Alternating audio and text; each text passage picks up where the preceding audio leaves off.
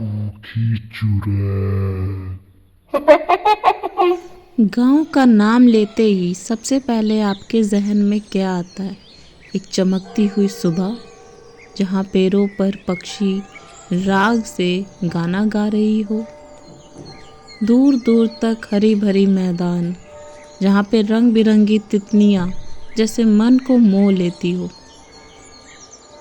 दूर दूर तक फूलों से भरे मैदान, जैसे लगे अभी अभी सूरज के साथ ही उठी हो। झरने का बहता कल कल पानी ऐसे बहता है मानो अपने ही भाषा में कुछ कहना चाहता हो। गाँव का ये सारा नज़ारा जैसे मन को मोह लेता है। जानवर अपने में ही बात कर रहे हैं। सूरज की किरणें इतनी सुंदर गाँव को बना देती है, लगे कि कभी वहाँ से जाऊं ही ना। लेकिन अगर इसी गांव में किसी चुड़ैल का बसेरा हो जाए तो? एक ऐसी सच्ची घटना पे कहानी मैं लेके आई हूँ, जो कि गुजरात के एक छोटे से गांव की है। कहते हैं गुजरात की इस गांव की सुबह लोग बड़े किस्मत से देखते हैं, क्योंकि हर रात किसी ना किसी की मौत होती है। आज फिर किसी की मौत हुई है और पंचायत सभा बुलाई गई है। गांव के एक किसान के जवान बेटा की मौत हो गई है। वो लोग रोए जा रहे हैं और लोग गांव के चर्चा किए जा रहे हैं। कहते हैं उस गांव में एक भूखी चुड़ैल रहती है, जो हर दिन किसी न किसी का मौत कर कर उसे खा लेती है। कहते हैं वो बहुत सुंदर है और हर अमावस्या के दिन अपने आप को जवान रखने के लिए वो बच्चों की बलि देती है। हर शाम की तरह लोग जल्द से जल्द अपने अपने घरों में जाकर दरवाजे खिड़की बंद कर देते। उस गांव में ये भी बात प्रचलित थी कि जिस दिन झूम झूम कर बारिश होती है, चुड़ैल उस दिन किसी जवान लड़का या लड़की को अपना शिकार बनाती है। उस दिन भी बारिश बहुत ज़ोर ज़ोर से हो रही थी, लगे कि किसी की शामत आई है।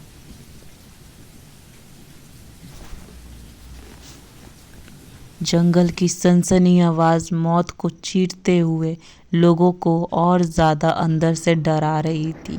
आसपास के लोगों का मानना है कि चुड़ैल गांव के अंतिम छोर पे एक खंडहर में निवास करती है। लोगों का ये भी मानना है कि बारिश जब जब होती है, तब तब वो चुड़ैल तांत्रिक के साथ बैठकर मंत्र और पूजन करती है, ताकि वो और ज़्यादा सुंदर और प्रचलित दिखे। बारिश खत्म होते ही चुड़ैल कहीं भी जाकर कभी सोए रहे, जंगल के बीचों बीच पायल पहनकर बैठी रहे।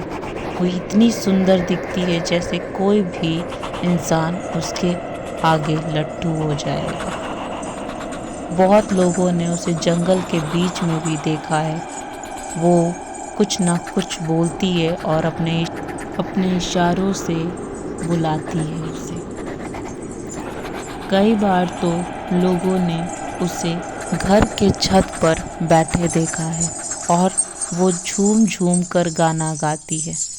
जो कोई भी उस रात को उसे देख लेता वो उसे नहीं छोड़ती, खासकर अमावस्या के रात। और आज का दिन अमावस्या का ही रात था, जिस दिन उसे और जवान बनना था, वो एक जवान लड़के की बलि देने के बाद।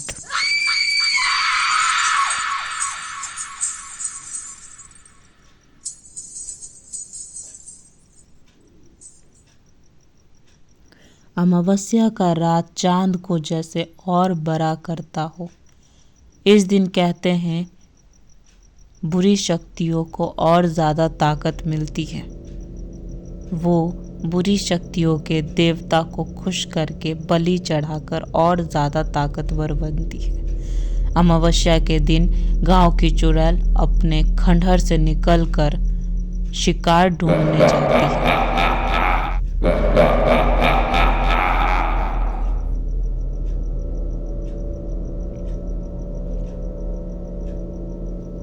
उसी दिन उस किसान का बेटा, जवान बेटा जो घूम कर लौट रहा था, तभी वो चुड़ैल इसको देखती है और कहती है,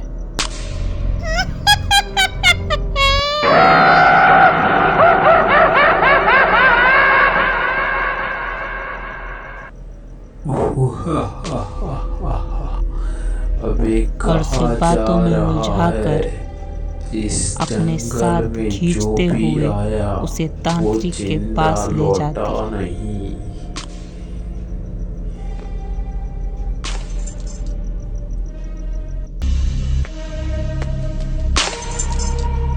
अमावस्या के इस रात को भूले से कोई अपना दरवाजा नहीं खोलता है।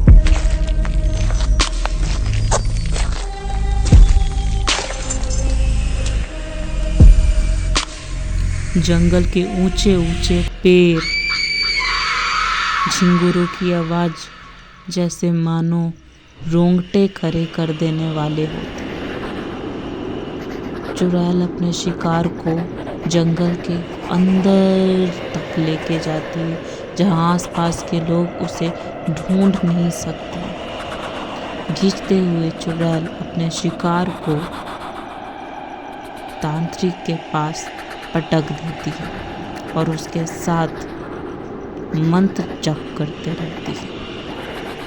तांत्रिक हर अमावस्या को अपनी शक्ति बढ़ाने के लिए, अपनी सिद्धि बढ़ाने के लिए उसी जंगल के बीच में यज्ञ करता है और उसी शक्ति को बढ़ाने के लिए चुड़ैल भी उसके सामने आकर अपना बलि, अपने शिकार की बलि चढ़ाती है।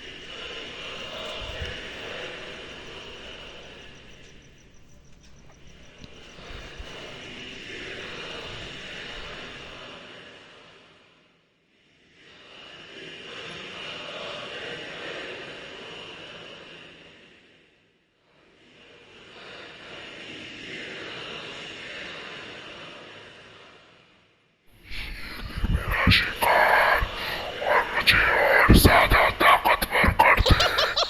मैं इस दुनिया पे राज करना चाहता हूँ। मुझे इतना सुंदर बना दे कि मुझे हर कोई देखकर मोह ले।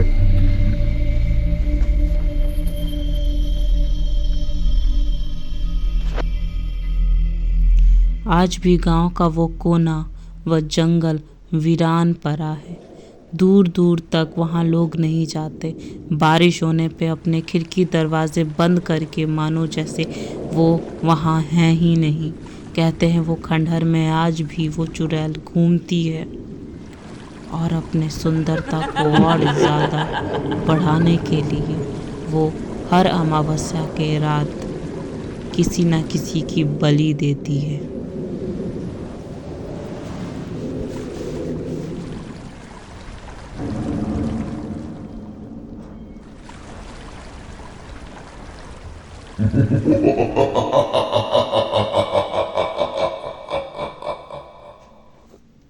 आपको ये कहानी कैसी लगी? अगर ये कहानी आपको अच्छी लगी तो इसे लाइक करें, सब्सक्राइब करें और कमेंट करें कि आपके लिए एंटरटेनिंग वीडियोज़ और लेकर आऊँ।